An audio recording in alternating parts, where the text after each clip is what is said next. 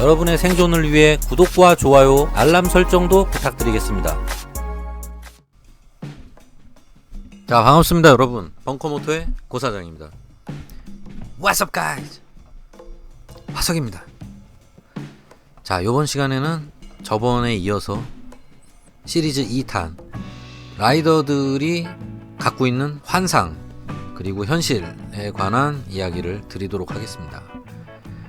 바이크를 아직 타보지 않으셨거나 또는 아직 저배기량 바이크만 타고 계신 분들은 본인이 생각하던 이런 바이크 라이프나 어떤 바이크에 대한 환상이 분명히 있으실 거예요. 그거를 철저히 깨부셔 드리겠다. 현실은 냉혹한 겁니다. 자, 첫 번째, 비싼 엔진 오일을 넣어야 엔진에 무리가 가지 않는다. 한마디로 신차 컨디션이 나온다. 본인이 원한다면 비싼 수입 엔진 오일을 넣어도 솔직히 상관은 없습니다. 내돈내산 아니겠습니까? 능력되면 비싼 거 넣는 거죠. 이 선택은 자유라서 본인이 하고 싶은 대로 하시라. 본인이 어떤 엔진 오일을 넣었을 때 뭔가 엔진 필링이 좋아진 것 같고 주행 질감이 뭔가 좋아진 것 같고 뭔가 기분이 좋다, 뭔가 달라진 것 같은, 정확하진 않지만 뭔가 그런 기분이 든다. 이렇다면은 그걸 넣으시면 되는 겁니다. 그 기분이 좋으시면은 원하시는 걸 하시면 돼요. 다만 저렴한 국산 엔진 오일을 넣어도 절대로 엔진이 망가지거나 손상되는 일은 없습니다. 이건 팩트예요. 애초에 그런 제품은 엔진 오일에 존재하지 않는다고 보시면 됩니다. 모든 엔진 오일은 교환 주기만 정확하게 지킨다면 엔진에 크게 무리를 일으키거나 이런 건 없어요. 실제로 사실 비싼 엔진 오일, 저렴한 엔진 오일 차이는 미세한 차이가 있을 수 있겠죠. 근데 약간 제가 볼 때는 플라시보 효과도 상당할 것이다. 솔직히 엔진 오일을 어떤 걸 넣느냐 블라인드 테스트를 해서 그 차이를 느낄 수 있는 사람이라면 제가 볼 때 보통 사람이 아니다. 이거는 신적인 감각을 소유한 자만이 느낄 수 있는 영역이 아닐까. 엔진 오일 블라인드 테스트 하면은 솔직히 답 없다. 그러니까 사실은 여러분이 넣고 싶은 걸 기분에 따라 결정하시면 됩니다. 실제로 엔진에 가장 안 좋은 것은 엔진 오일 교환 주기를 안 지켜서 썩은 엔진 오일을 넣고 다닌다거나 또는 엔진 오일에 이상한 되도 않는 어디 이상한 첨가제 같은 거 막 넣어가지고 섞어 쓴다거나 이런 거 제가 볼 땐 별로 추천드리지 않습니다. 굳이 그렇게까지 안 하셔도 돼요. 괜히 했다가 일 커지는 사고 치는 분들 있죠. 엔진 박살나고. 애매하면 그냥 안 넣으시면 중간은 간다. 그리고 엔진 오일을 제때 안 갈거나 또는 정비를 자주 안 하다 보면은 호스가 터지거나 이래서 공급이 제대로 안 되는 경우가 있습니다. 제가 실제로 과거에 엔진 오일 관리를 잘못해가지고 엔진 오일의 양도 때로는 체크를 하셔야 돼요. 근데 제가 엔진 오일 귀찮아서 체크를 안 하다 보니까 이거는 2T라서 그랬는데 4T 같은 경우도 엔진 오일의 양을 가끔 확인을 꼭 해보셔야 됩니다. 기본적으로 4T 엔진은 엔진 오일의 양이 주는 일은 거의 없어요. 근데 오랫동안 교환 안 하거나 이러면은 엔진 오일이 실제로 조금 쫄아서 양이 줄어들고 막 찐득해지는 경우가 있습니다.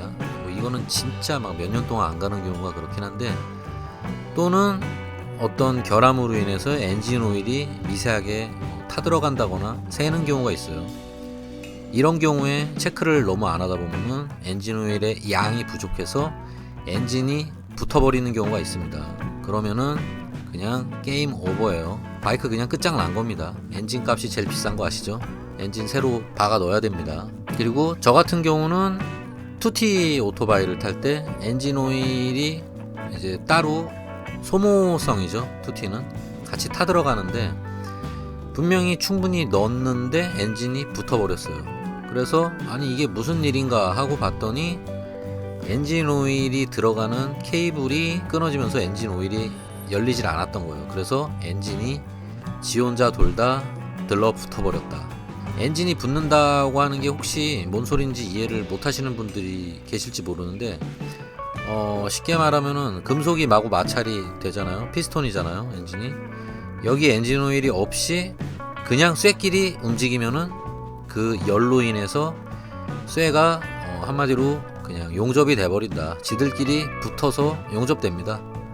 끝장난 거다. 엔진 버려야 됩니다, 진짜. 물론 뭐 운이 좋으면은 뭐 엔진 버릴 필요까지는 없고 엄밀히 따지면은 그 피스톤이랑 뭐 실린더 쪽에 부품을 갈면 됩니다. 근데 돈이 많이 깨져요. 그런 거가 아니라면 사실 엔진 오일은 어떤 걸 쓰셔도 엔진에 뭐 치명적으로 손상을 입거나 이런 일은 절대 없으니까 본인이 기분에 따라서 또는 경제 수준에 따라서 그에 맞는 엔진 오일을 쓰시면은 아주 현명하고 지혜로운 바이크 오너가 되실 수 있습니다.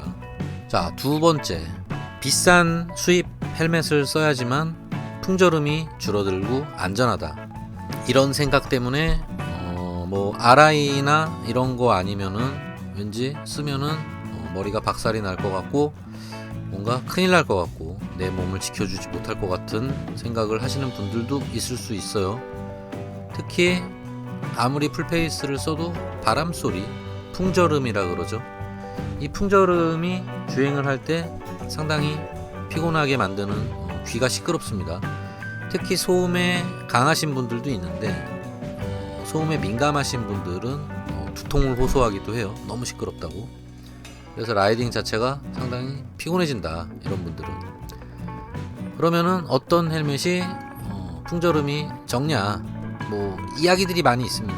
쇼웨이가 좀 더 풍절음을 잘 잡아준다 라는 얘기도 있고, 쇼웨이보다는 수오미가 더 잘 잡아준다 뭐 이런 얘기도 있고, 얘기가 워낙에 다양해서 사실 저도 진실은 모르겠습니다. 근데 제가 실제로 쇼웨이 헬멧이 풍절음 적다고 해서 구입한 친구 헬멧을 써봤어요.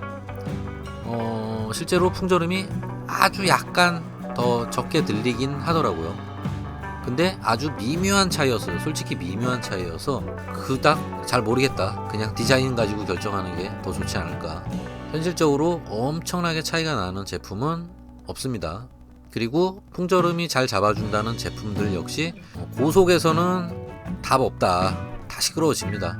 아주 미묘한 차이는 있을 수 있지만, 물론 그 미묘한 차이가 좋으신 분들은 뭐 조금이라도 풍절음이 적다는 제품을 구입하시면 되는 거예요. 특히 레트로한 디자인 헬멧들은 사실상 풍절음은 거의 포기하셔야 된다. 암만 비싼 걸 쓰셔도 디자인을 위해서 모든 걸 포기했다라는 게 이제 레트로 제품들이라고 보시면 됩니다. 가격이 싸지도 않아요. 근데 성능이나 뭐 풍절음 이런 거는 거의 뭐 못 잡아준다, 개판이다. 하지만 디자인 때문에 사는 거죠. 뭐 제트모 같은 경우는 특히 그냥 포기하고 타셔야 되고요. 오픈 페이스 이런 애들도 풍절음은 사실상 거의 포기하셔야 됩니다. 그래서 풍절음을 줄이고 싶다, 정말. 난 도저히 스트레스를 받아서 이 소리, 이 소리 이거 나는데 난 도저히 오토바이 못하겠다, 이런 분들은 몇 가지 해결책이 있는데, 현실적인 해결책은 속도를 많이 안 내는 방법도 있고요. 또는 대형 윈드스크린을 다시면은 그냥 반모 뚜껑을 써도 풍절음이 사라집니다. 그게 일단 왔다예요. 100% 풍절음을 줄이고 싶으신 분들은 헬멧이고 뭐 다 필요 없고 그냥 윈드스크린 겁내 높은 거 끼시면 됩니다. 그 베스파 타는 친구들이 많이 쓰는 윈드스크린, 이게 대박이다. 근데 알차에는 또 이런 걸 달지 못하잖아요. 그리고 네이키드에다가 누가 그런 철벽 같은 윈드스크린을 달겠습니까? 일단은 품위가 떨어질 수 있기 때문에 베스파만 할 수 있는 겁니다. 베스파는 또 그게 잘 어울려요, 신기하게. 그래서 그런 분들은 결국에는 가장 좋은 건 귀마개를 하시면 된다. 귓구멍에 끼는 그 수영할 때 끼는 이어플러그 같은 게 있어요. 근데 수영장에서 끼는 걸 끼면은 아무 소리가 안 들릴 수 있기 때문에 옆에서 트럭이 온다고 친구가 소리를 질러도 피할 수가 없다. 그래서 알리에 저렴한 곳에서 많이 팝니다. 국내에도 이제 파나? 귀마개인데 바늘구멍 같이 구멍이 하나 가늘게 뚫려 있는 제품이 있어요. 그거를 사서 끼시면은 어지간한 시끄러운 소리는 다 제어가 됩니다. 물론 음악을 즐겨 들으시는 분들은 음악 소리도 조금 줄어드는 건 어쩔 수 없는데, 그래도 거슬리는 엄청난 시끄러운 바람 소리는 다 잡아줍니다. 그래서 실제로 요즘에는 배기음이 너무 크거나 장거리 투어에서 고속으로 막 쏘시는 분들은 실제로 많이 끼십니다, 이거를. 그리고 청력 보호에도 되게 좋은 제품이에요. 이 시끄러운 소리에 너무 장시간 노출되면 진짜 가는 기가 먹는 수가 있어요.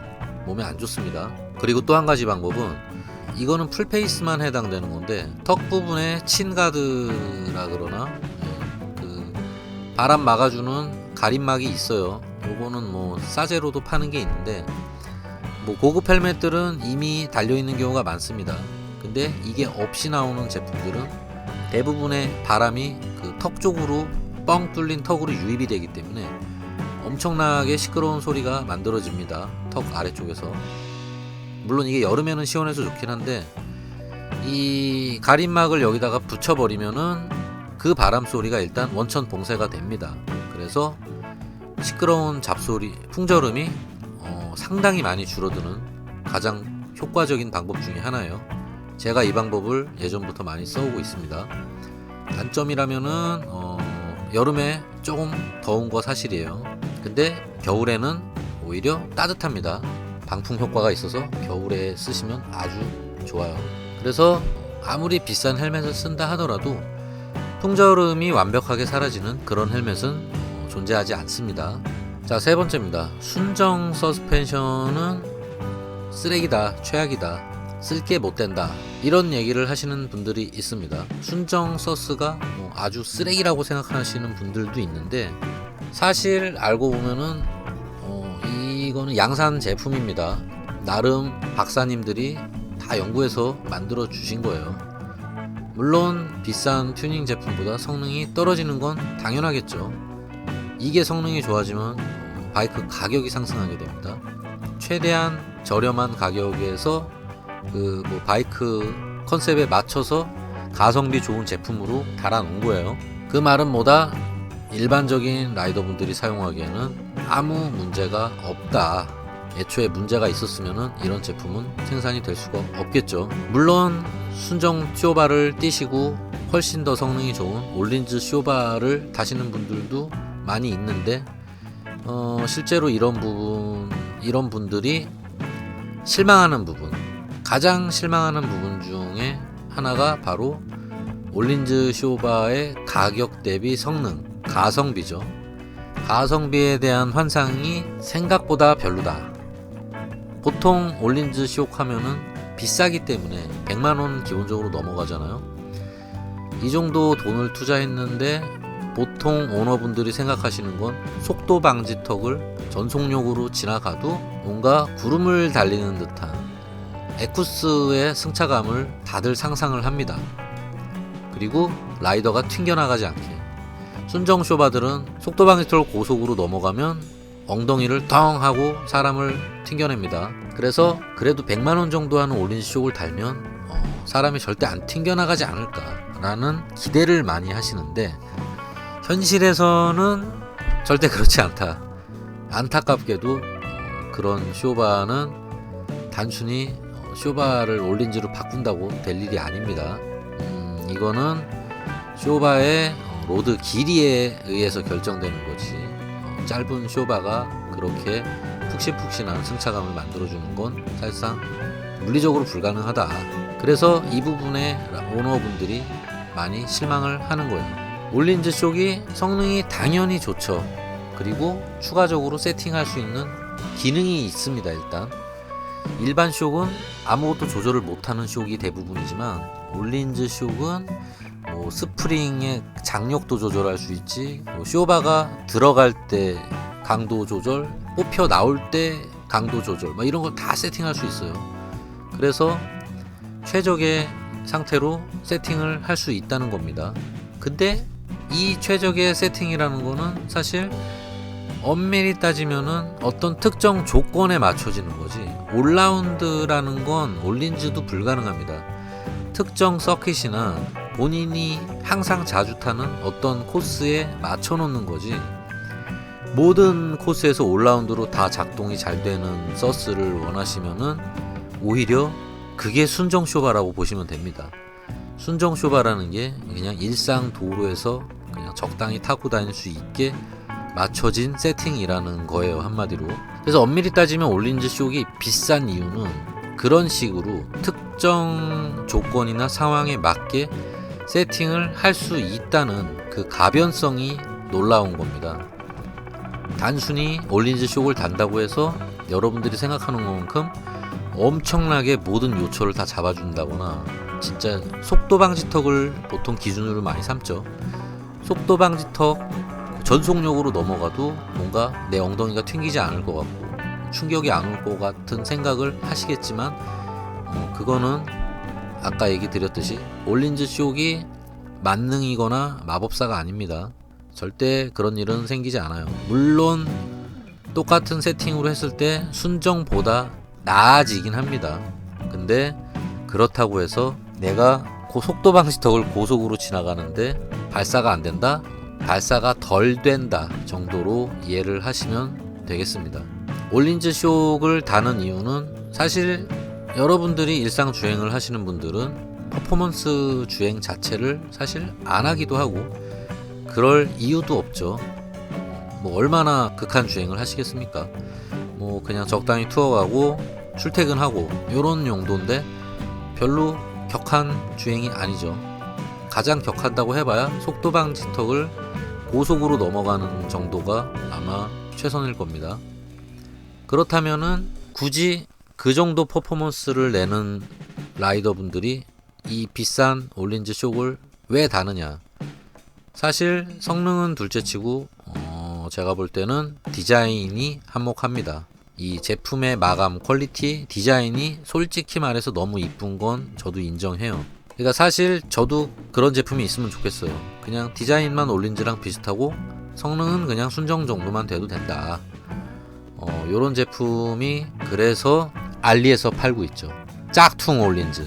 근데 아쉽게도 이 짝퉁 올린즈는 순정 쇼바보다 성능이 후지다고 합니다. 솔직히 저도 어드레스의 올린즈 쇼 정말 달아보고 싶거든요. 디자인이 너무 이쁘잖아요. 근데 어드레스의 올린즈 쇼를 만일에 달았다가는 올린즈 쇼 가격이 너무 비싸기 때문에 어찌 보면은 제 어드레스의 중고 가격을 더 넘어서게 됩니다. 쇼바 하나가. 그래서 이렇게 되면은 배보다 배꼽이 더 커진다. 어드레스 중고 한 대 값이 쇼바로 들어가는 수가 있다. 그거보다 비싸죠. 이렇게 되면은 이거는 어드레스에 올린즈 쇼를 다는 게 아니라 올린즈 쇼에 어드레스를 단게 돼버리지 않나. 아무튼 요즘은 배달 스쿠터들도 대부분 올린즈 쇼를 달고 있는 거 많이 보셨을 거예요. PCX나 NMAX 이런 거 뒤에 XMAX 포함해서 쌍발로 올린즈 쇼 2개 달려있는 거 많이 보셨을 건데 이게 100% 알리 짭이라고 합니다. 당연히 그 비싼 거를 달 리가 없잖아요. 배달하시는 분들이 거기다가 미쳤다고 돈을 씁니까? 근데 이게 아까 얘기 드린 것처럼 순정 쇼바보다 성능이 떨어진다. 물론 따지고 보면은 배달하시는 분들이 진짜 좋은 쇼를 써야 될 것 같긴 하네요. 하루 종일 바이크를 타는 분들이니까. 그리고 자꾸 속도 방지턱에서 뭔가 완벽하게 고속으로 넘어가도 엉덩이가 안 튕기는 걸 바라시는 라이더분들이 있는데 현실적으로 볼 때 이게 가능한 바이크들은 사실 뭐 GS 같은 걸 타시거나 그 로드의 길이가 엄청 크고 충격을 진짜 잘 잡아주는 바이크가 아닌 이상은 어지간한 바이크는 아무리 비싸도 날아갑니다, 엉덩이. 그리고 척추랑 목뼈에 무리가 갈 수 있어요, 그냥 앉아있다가. 오히려 모타드 계열이나 오프로드 바이크들 이런 걸 타시면은 좀 저렴한 걸 타셔도 실제로 구름을 달리는 승차감으로 속도 방지턱을 넘어갈 수 있습니다. 이거는 애초에 애들이 로드가 길게 나와서 그래요. 그래서 대부분 올린즈를 단다 하더라도 또는 올린즈를 안 달아서 속도방지턱에서 뭔가 좀 아쉬워요 라고 하시는 분들은 가장 좋은 방법, 속도방지턱을 넘어갈 때 엉덩이를 살짝 들어 올리시라. 스텝을 밟고 살짝 안장에서 엉덩이를 띄시면 아무 일 없이 넘어갈 수 있습니다. 네 번째입니다. 헬멧에 혈액형 스티커를 붙이시는 분들이 있습니다. 이게 사고가 나서 내가 의식이 없는데 갑자기 피가 막 펑펑 쏟아져요. 그러면은 의사들이 당황하겠죠. 아니, 이 환자가 혈액형을 지금 물어봐야 되는데 따기를 때려도 정신을 못 차리고 있다. 피는 흘리고 있고 이대로 가다간 시온각이 나오고 있는데, 이럴 때 바로 혈액형 스티커를 보고 의사들이 바로 적어야 라고 하면서 당장 저 혈액형을 환자에게 수혈해 라고 해서 여러분은 영화처럼 살아날 수 있다 라고 생각하시는 분들이 그것을 기대하고 헬멧에 자기 혈액형을 붙이시는 것 같은데, 이 혈액형 스티커는 실제로 일부 모터스포츠 선수들이나 일부 특수 군인 조직들, 특수부대 이런 곳에서 실제로 그러한 이유로 사용되고 있는 건 맞습니다. 다만 그거는 서로 철저하게 관리가 되고 약속이 된 상황에서 사용하는 거지, 여러분이 헬멧에 아무리 혈액형을 붙이셔도 의사들이 미쳤다고 그걸 보고 수혈을 하느냐. 의사가 진짜 바보가 아닌 이상 절대 그런 일은 일어나지 않는다. 그거 믿고 수혈했는데 혈액형 안 맞아서 여러분이 변사체가 되면 그거 의사가 책임지겠습니까? 그런 일이 생길 수가 있는데 뭘 믿고 의사들이 그 혈액형으로 여러분에게 수혈을 하겠습니까? 그런 일은 절대 일어나지 않습니다. 비슷한 사례로 유명한 게 바로 자동차 뒷유리에도 뭐 혈액형 붙이시는 분들도 있는데, 그 누구 혈액형이라고 붙여놓은 건지 일단 모르겠고요. 동승자가 4명이면 누구 혈액형이라는 거야 이게. 근데 뒷유리에 꼭 이거 붙이시는 분들이 있어요. 사고 시 아이부터 구해주세요, 요런 거 붙이시는 분들이 있는데, 이것도 실제로 사고 시 구조대원 분들이 오셔서 바보가 아닌 이상은 그거 보고 판단하는 경우는 없다. 아이가 없을 수도 있는 거고, 그리고 만일에 그 유리창에 있는 걸 보면은 영화 같은 생각을 하시겠죠. 여러분들이 사고가 났어. 근데 차가 막 물속에 막 가라앉고 있어요. 근데 지금 구조대원이 막 때마침 막 찾아왔는데 지금 내 아이가 더 소중해. 그래서 나는 지금 안전벨트가 막 걸렸어요. 그래가지고 안 풀려. 나를 구하는 시간에 자식을 먼저 구해야 된다. 그래서 아이를 먼저 구해달라고 구조대원한테 요청을 하겠죠. 그러면 잠수부가 와가지고 안 돼, 당신부터 구해야 돼 라고 하지만, 여러분은 아니다, 내 자식이 더 중요하다, 나는 포기하겠다, 자식을 구해라. 이렇게 해서 구조대원은 그 부모님의 마음에 감동해서 여러분을 구하는 걸 포기하고 아들을 대신 구해서 탈출하는 이런 장면을 기대하실 수 있는 것 같은데, 근데 이게 영화 같은 스토리인데, 영화는 영화고요. 실제로 구조대원들이 정신 나갔다고 그런 행동을 할 리는 없고요. 실제로 구조대원들은 그 상황에 맞게 가장 효율적이고 합리적인 판단으로 사람을 구조할 뿐이지, 그럴 수도 있는 거예요. 여러분이 아이를 먼저 구해달라고 붙여놨지만 생각을 해보니까 달라졌어. 죽기가 싫은 거예요. 그래서 나를 먼저 구해달라고, 아이보다 지금 내가 더 많이 다쳤다, 나부터 구해줘 라고, 이게 나의 전부라고, 물론 아이 앞에서 쪽팔리긴 하겠지만 그렇게 외친다 하더라도 구조대원은 그 살려달라고 먼저 선착순으로 구하는 게 아니에요. 이게 그냥 그 상황에 가장 효율적인 순서대로 구조를 한다고 합니다. 그게 합리적인 거겠죠. 먼저 구해달라고 그 사람 먼저 구하면은 이게 통제가 안 되겠죠. 다 먼저 구해달라 그럴 텐데. 아무튼 그게 현실입니다. 그래서 그런 스티커들은 사실 재미로 붙이신다고 생각하시면 되겠습니다. 그게 실제로 그 기능을 작동할 거라고 믿지는 마세요. 오히려 큰일 날 수 있습니다. 그거. 5번째입니다. 풀페이스가 가장 안전하다는 말이 있습니다. 사실 여러분의 머릿속에는 내가 사고가 나서 넘어질 때 왜 머리를 땅에 박냐, 넘어질 때 고개를 들고 있거나 손으로 땅을 짚고 있으면은 머리가 땅에 떨어지지 않을 거 아니냐. 근데 굳이 머리가 땅에 왜 박냐. 그거는 근력이 부족한 여자분들이나 목에 힘이 없는 노인네분들이나 땅에 머리를 박는 거 아니냐. 나는 절대, 내가 몇 번 인라인 타다가도 넘어져 봤는데 땅에 머리 박을 정도로 그렇게 운동신경이 둔하진 않다. 나는 굳이 풀페이스를 안 써도 난 머리 땅에 안 댈 건데, 이렇게 생각하시는 분들이 있어요. 분명히 저도 어릴 때 그런 생각 했었습니다. 근데 실제로 사고가 아직 안 나보셔서 모르시는 거예요. 사고 시에 머리를 땅에 쳐박고 안 쳐박고는 그냥 랜덤으로 발생된다고 보시면 됩니다. 이게 의식해서 막는다고 막아질 수 있으면은 모토GP 선수들이 땅에다가 머리를 왜 쳐박겠습니까? 이거는 의식적으로 막을 수가 없습니다. 사고 나는데 계획적으로 자기가 계산해서 넘어지는 사람은 세상에 없습니다. 그 날고 긴다는 모토GP 선수들도 얼굴 쳐박고 난리 나는 거고, 저도 실제로 풀페이스 쓰고 사고를 한번 나본 적이 있었는데 저속 슬립이라 그나마 살았죠. 600알라를 타고 가는데 저속에서 슬립을 해가지고 이상하게 땅에 얼굴을 쳐박더라고요. 놀라운 일이었어요. 저도 운동신경이 꽤나 좋은 사람인데 이걸 못 피한다?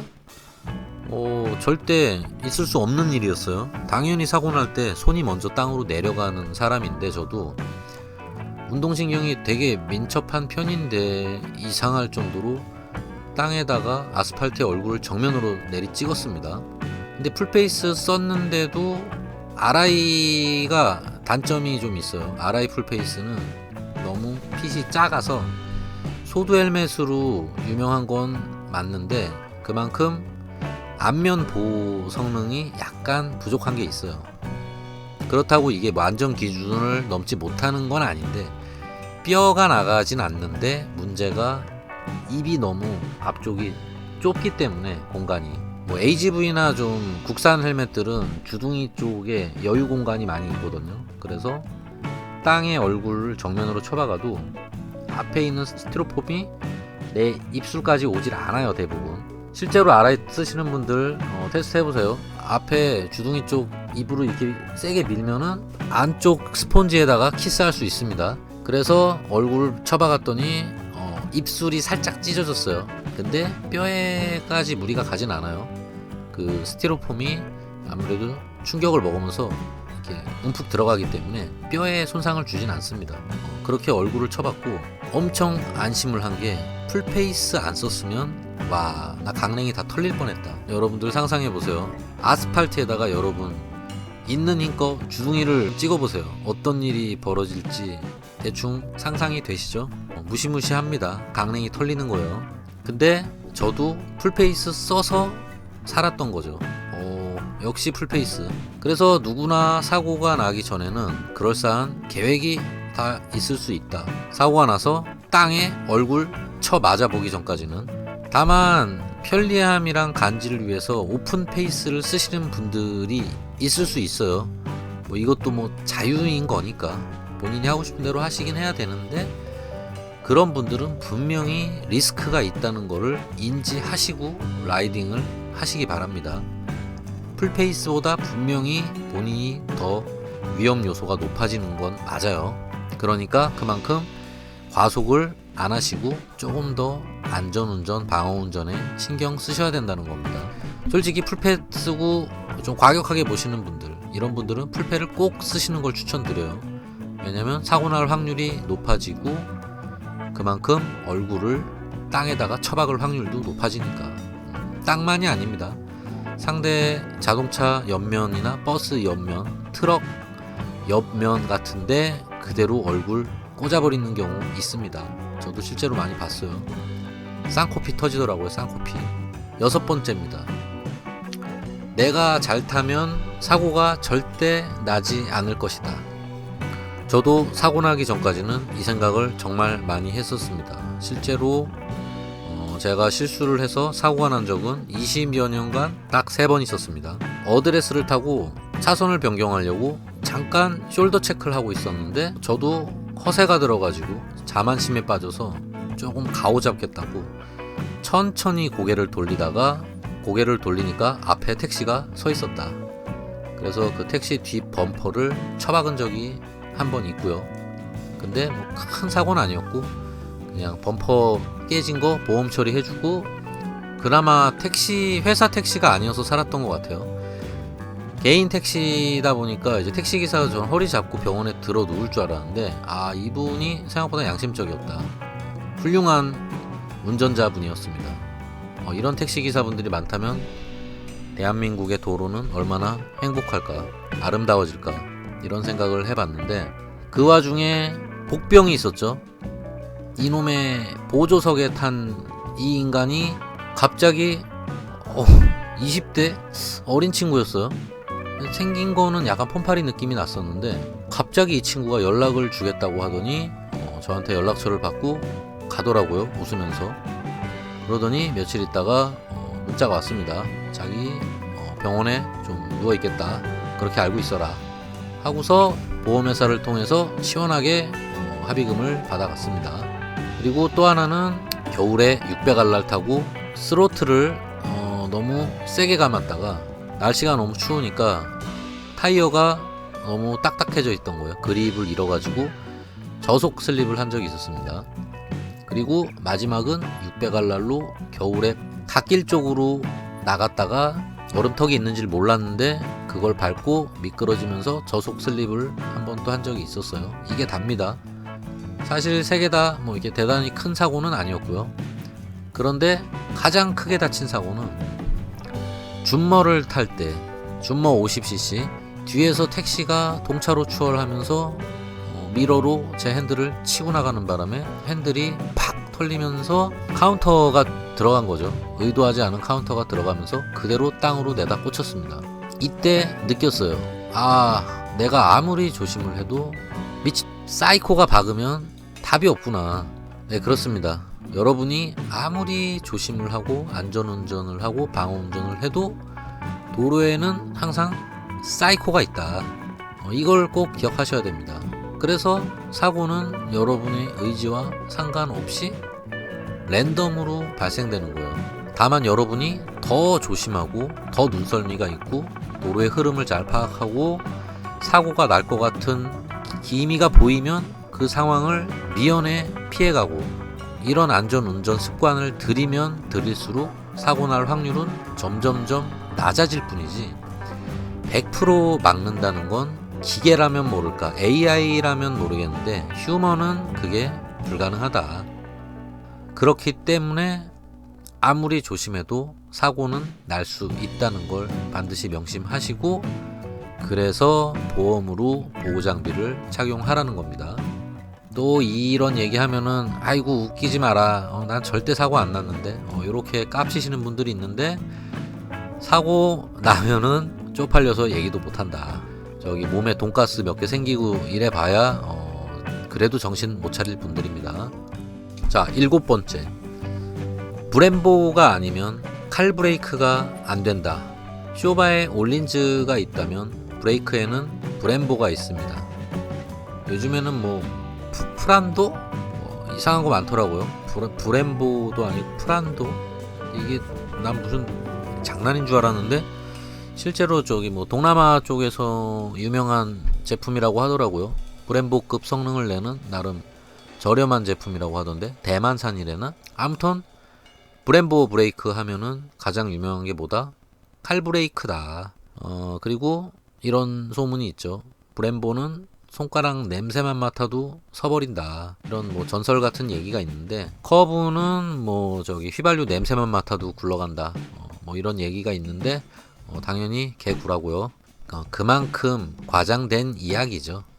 이야기인데 그렇다고 해서 다른 브랜드나 뭐 순정 브레이크가 이거는 뭐 거의 쓰레기 수준이냐, 그리고 이제 이런 브레이크를 사용하면은 급제동 해야 될 때 서질 못해서 뭐 쳐박고 뭐 바로 변사체 되느냐, 큰일 나는 거 아니냐, 이렇게 생각하시는 분들인데 절대 그런 일은 생기지 않습니다. 순정 브레이크라고 성능이 어마어마하게 떨어지진 않는다. 그리고 칼 브레이크라는 기준을 잘 생각해 보셔야 돼요. 여러분들이 바이크 리뷰 같은 걸 보실 때 항상 가장 많이 하는 얘기가 그겁니다. 칼 브레이크가 아니다. 브레이크가 밀리는데? 이런 얘기 많이 들어보셨을 거예요. 근데 브렘보 아니면은 리뷰하시는 분들은 항상 그 얘기를 하시더라고요. 밀린다. 칼 브레이크가 아닌데. 이 얘기를 항상 하시는데 제발 ABS 터트리면서 그런 얘기를 하셨으면 좋겠다. 개인적으로 ABS 안 터졌는데 왜 밀린다고 하는지 모르겠지만 그 이유가 사실 그겁니다. 자신이 평소에 잡고 있던, 사실 가장 많이 타는 바이크겠죠. 본인의 메인 바이크에 브레이크가 잠기는 강도에 또는 ABS가 터지는 그 시점의 악력 수준이 그 사람의 기준이 되는 거예요. 가장 많이 타는 바이크, 그 강도로 다른 바이크를 탔을 때, 예를 들어 내 바이크를 탔을 때 평소에 10의 악력에서 ABS가 터졌다 또는 브레이크가 잠겼다 라고 할 때, 다른 바이크를 탔는데 그 바이크는 10을 땡겨도 브레이크가 안 서네, 이렇게 되면 밀린다고 얘기를 하는 거고요. 만일에 다른 바이크를 탔는데 나는 아직 10을 안 줬는데 벌써 멈춰버렸네, 막 잭나이프 달라 그러네, 이러면은 내 거보다 더 칼 브레이크야, 이 얘기가 나오는 겁니다. 그렇게 생각하시면 될 거예요. 그래서 사실은 칼 브레이크다 라는 거는 같은 힘을 줬을 때 얼마나 더 잘 서냐라는 얘기라고 생각하시면 될 거예요. 다만 굳이 모든 바이크를 탈 때 같은 힘을 줘서 설 필요는 절대 없는 겁니다. 그거는 모든 바이크나 어떤 설계, 그리고 바이크 브레이크의 차이, 2P 캘리퍼냐 1P 캘리퍼냐 더블 디스크냐 이런 거에 따라서 너무 달라지는 거기 때문에 어떤 기준을 가지고 칼 브레이크다 아니다 라고 얘기하는 것은 사실 좀 우스운 일이 될 수 있는 겁니다. 본인이 그 바이크에 맞출 수 있어요. 어떤 바이크는 더 힘을 세게 줘야지 칼 브레이크에 가까운 성능이 나올 수 있는 거고, 또 어떤 바이크는 더 적은 힘을 줘도 칼 브레이크가 될 수 있는 거예요. 같은 힘으로 최고의 퍼포먼스를 느끼고 싶지 않으신 분들이라면은 사실 브렘보를 쓰지 않아도 절대 큰 문제가 생기진 않는다. 왜냐면 꽉 잡으면 되니까. 어드레스 브레이크 쓰레기라고 얘기 많이 하시지만 어드레스도 브레이크 세게 잡으면 앞바퀴 슬립 나면서 자빠져요. 이게 안 잠기는 게 아닙니다. 아무리 싸구려 바이크들도 세게 앞 브레이크 잡으면 잠깁니다. 브레이크가, 앞바퀴, 심지어 앞바퀴가 잠겨요. 이 스쿠터들은 뒤가 무거워서 잭나이프가 잘 안 됩니다. 스쿠터들은 대신에 앞바퀴가 미끄러져요, 잠기면서. 그래서 끽 소리 납니다. 가끔 제가 장난으로 할 때도 기본적으로 달려나오는 브레이크라 하더라도 여러분들이 힘을 조절하면은 충분히 필요한 퍼포먼스를 낼 수 있기 때문에, 정말 최악의 브레이크라고 한다면 잠기지 않는 브레이크가 최악의 브레이크라고 보시면 됩니다. ABS도 없는데 브레이크가 잠기지 않는 이런 순정 브레이크를 달고 있는 바이크가 있다면 튜닝을 하시는 게 정말 좋을 것 같습니다. 위험합니다, 솔직히.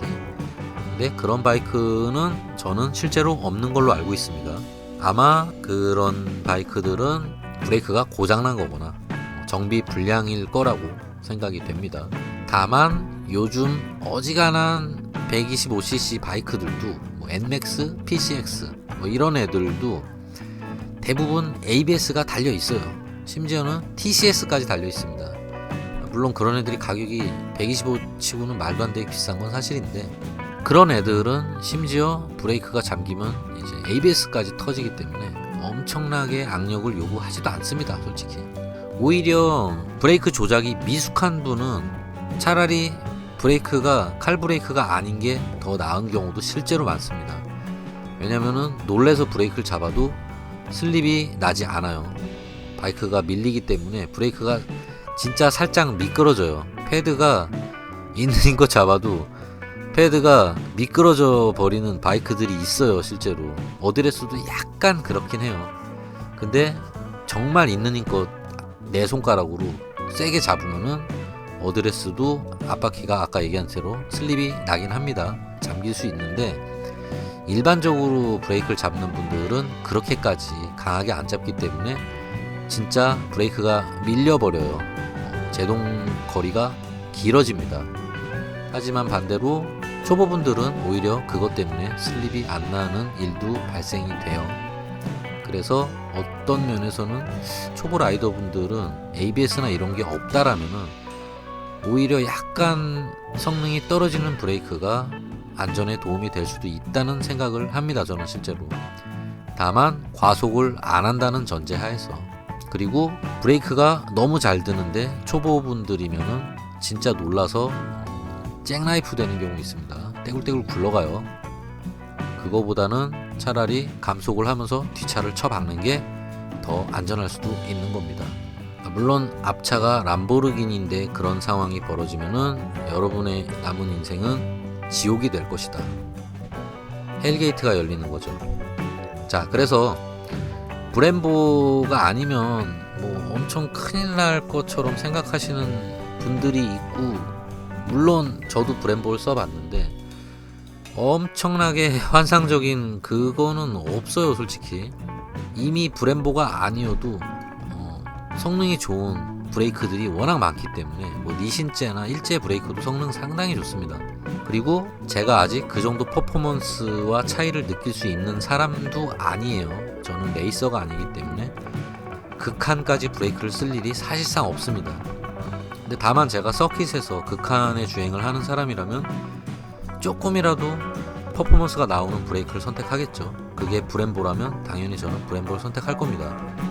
근데 출퇴근하는 라이더에게 굳이 뭐 그 정도까지 필요가 없기 때문에, 여러분들도 그렇게까지 격한 주행을 하시는 분들은 대부분 없기 때문에 브렘보가 좋은 건 맞습니다. 사실이지만 브렘보가 아니라고 해서 완전 큰일 날 것처럼 착각을 하시는 분들이 있을까봐 그렇진 않다. 현실은 브렘보가 아니어도 칼 브레이크 되는 순정 브레이크 많습니다. 그래서 너무 걱정하실 필요는 없다. 자, 그러면 이번 영상은 여기서 마무리하도록 하겠습니다. 자, 불면증에 시달리시는 분들 오늘도 꿀잠 주무시길 바라면서 저는 다음 영상에서 또 찾아뵙도록 하겠습니다. 감사합니다.